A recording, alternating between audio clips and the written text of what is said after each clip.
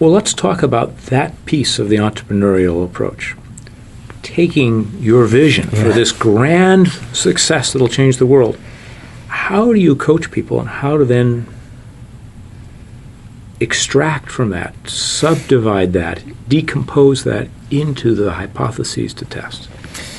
It's a skill that has to be learned over time. So the first thing is to have compassion on yourself as an entrepreneur, that this is going to take a while to get the hang of, because we believe so much in the vision, it's hard to really imagine making it small. And I usually tell people the rule of thumb is think about the smallest thing you could possibly build and then cut it in half again, and think about launching that. Because the great thing about being an obscure entrepreneur, no one knows who you are, is there's no penalty for launching too soon. As long as you're not doing press releases and trying to get big fast, if you just put the product in front of customers and they don't like it, and they don't like it in the way that you don't like it, that's actually great news. That means you're on the right track. You can apologize to them that it's not ready, and you'll have customers to go back to.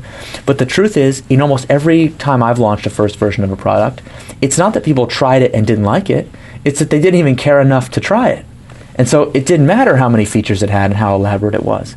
So the process of breaking down a vision into a series of hypotheses is about recognizing that our brilliant business plan, with that all the full financials and predictions about the future, that's nothing more than a series of assumptions, statements about how the world works that can be tested. And so what we want to do is kind of take each of those inputs out of that spreadsheet, like the box that says 10% of customers will sign up for the free trial, and say, is there a way we could test just that one number right now? If we're planning, once the product is done, to sell it online, well, could we offer it for pre-order online today, even though we don't have it? And then if we should be so lucky as to have to apologize to those people who try to buy that it's not available, well, that would help us figure out what is that sign-up rate for the trial right now. And even if we get bad news, much better to have bad news that's true than the good news that we made up and put in our business plan.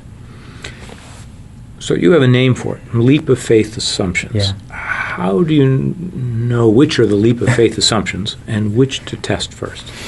It's a concept that is explored in a book called Getting to Plan B. And leap of faith assumptions are those kind of key ideas upon which the whole business depends.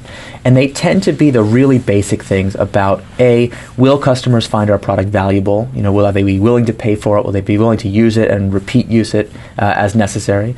And will we be able to grow our business in some way? Can we get customers to refer other customers? Will that be advertising for us? Those tend to be the core things. And the way you know them technically is if you look at your brilliant Excel model, spreadsheet of how all the different bits, if you take one of those inputs and change it to 0, if it makes all the other numbers go to 0, that's a pretty good indicator that it's a leap of faith assumption.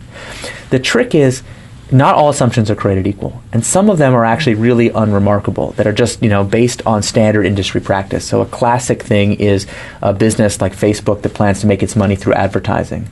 You don't have to ask, if I had the time and attention of 100 million people, could I resell that attention to advertisers?